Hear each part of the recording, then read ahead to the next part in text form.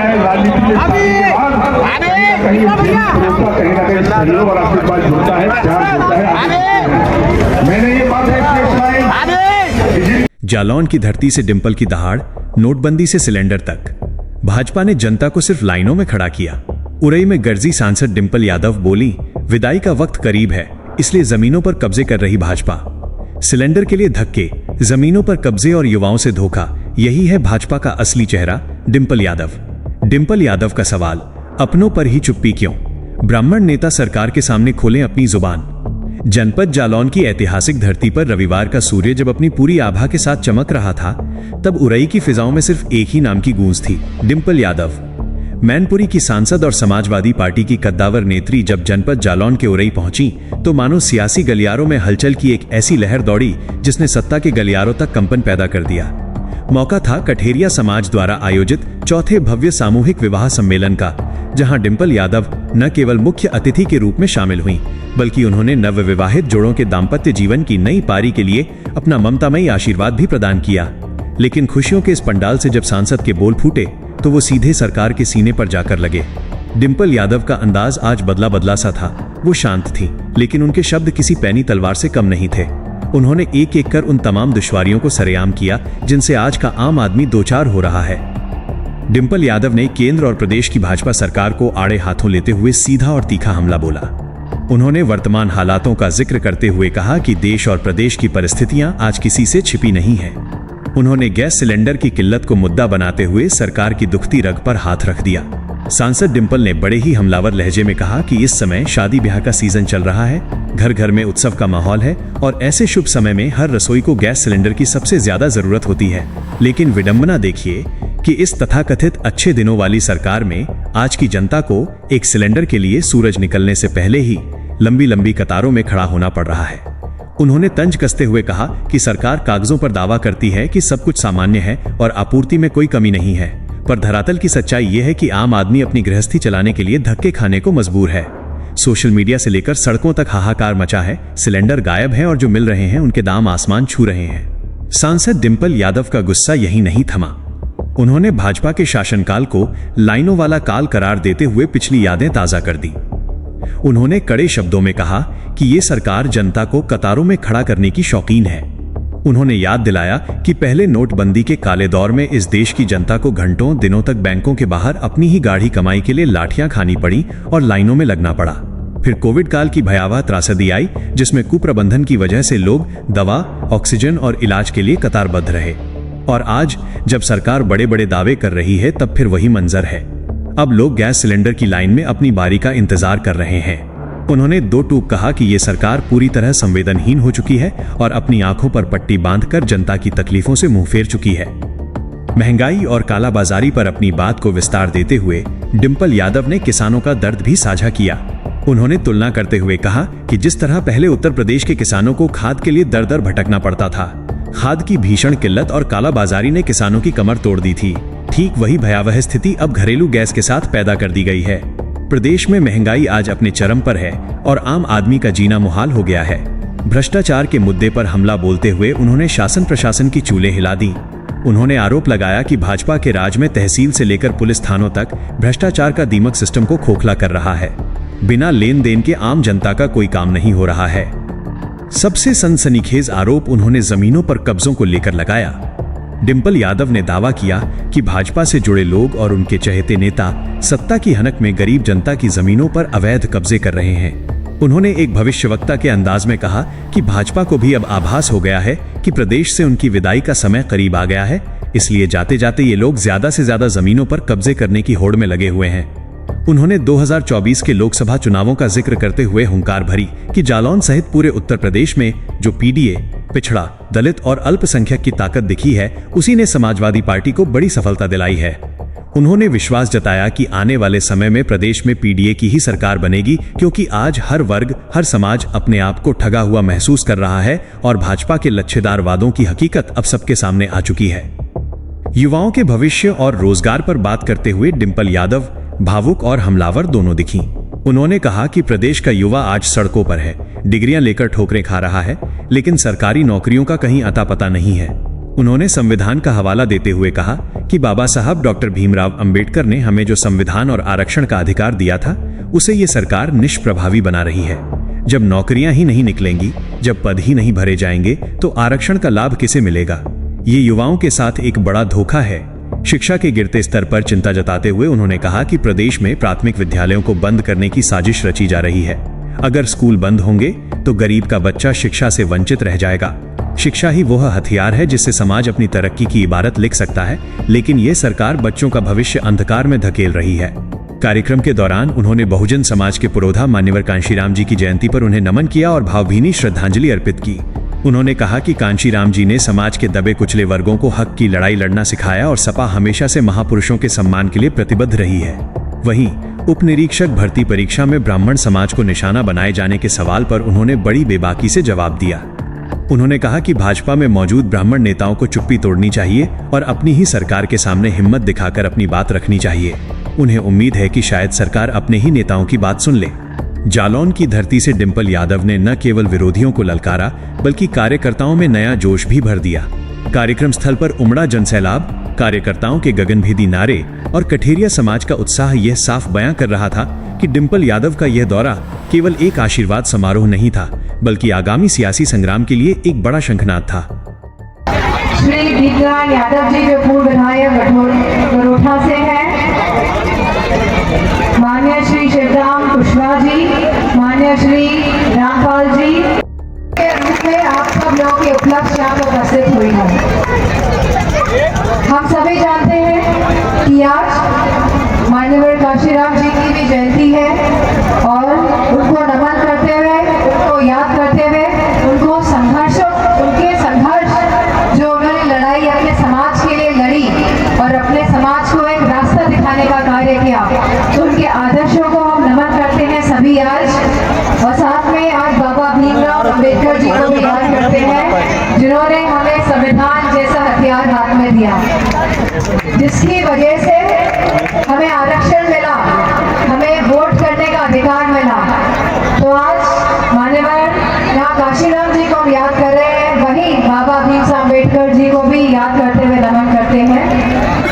आज हम सभी जानते हैं सामूहिक विवाह समारोह हो रहा है। मुझे पूरी उम्मीद है कि जिस तरह इसका विस्तार हो रहा है, आने वाले समय में ये और भी विस्तार इसका होगा। और जिस तरह मैं पहली बार जालौन आई हूँ और मैं सभी अपनी बहनों माताओं से कहना चाहूंगी कि मैं आपकी भाभी परिस्थितियाँ क्या है, क्योंकि शादी का ये समारोह है और खाना भी बन ही रहा होगा। यहाँ पे खाने की व्यवस्था है। सिलेंडर मिल गया था कि नहीं मिल गया? तो आज सिलेंडर की जो व्यवस्था है सरकार दे रही है, हम सभी जानते हैं।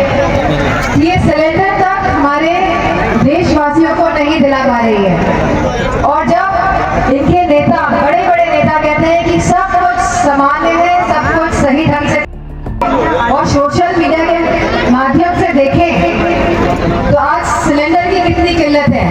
1500। और केवल ये सिलेंडर की किल्लत का सवाल नहीं है, आज सिलेंडर के भी दाम बढ़ा दिए गए हैं। कितने बड़े हैं? घरेलू जो सिलेंडर है वो 1100 का हो गया है।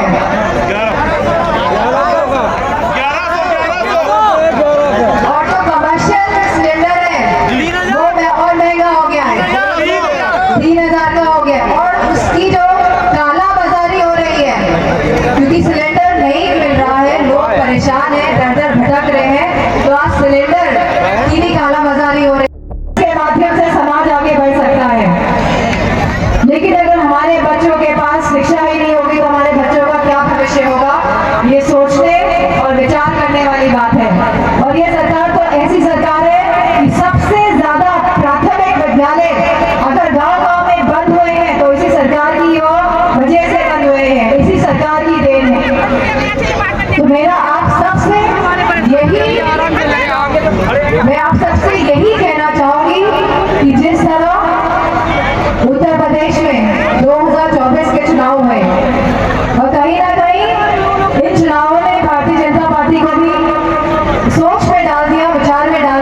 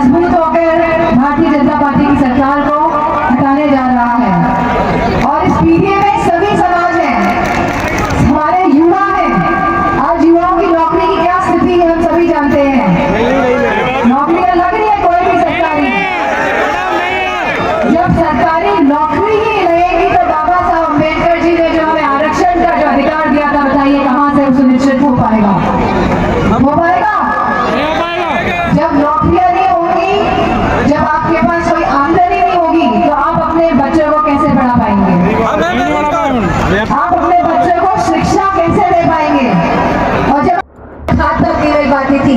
आज सिलेंडर के लिए भी धक्के खाने पड़ रहे हैं हमारे उत्तर प्रदेश के सभी जनों को। तो बड़ा दुख की बात है, बड़ी विडंबना की बात है। ये सरकार, ऐसी सरकार, आज तहसीलों की क्या हालत है,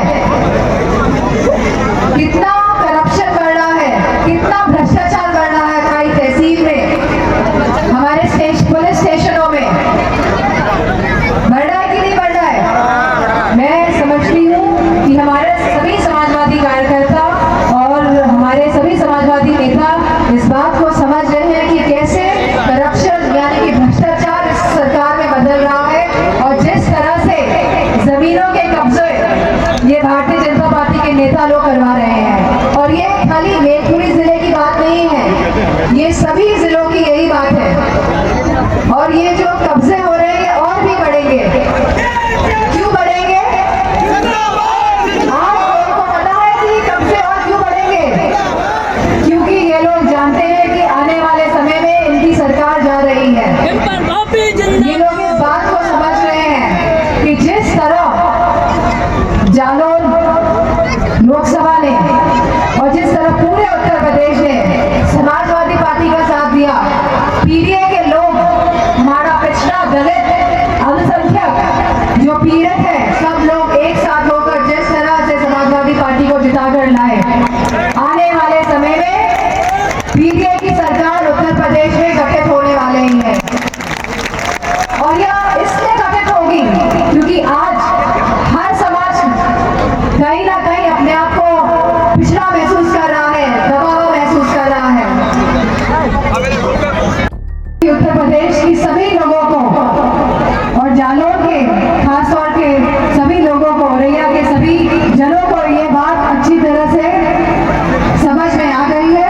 और मैं आप सबका बहुत धन्यवाद और आभार करना चाहूंगी कि जिस तरह आपने लोकसभा चुनाव में हमारे सांसद को यहाँ से बना के भेजा, अहिरवाल जी को, तो मैं आप सबको, क्योंकि आपने एक एक वोट अपना डाल के एक ऐतिहासिक जीत दिलाने का काम किया, तो मैं आप सबको बहुत बहुत धन्यवाद और आभार प्रकट करना चाहती हूँ। साथ में समाजवादी पार्टी के जितने भी नेता आज उपस्थित है, मान देंगे और आपकी इस लड़ाई में आपका साथ देंगे।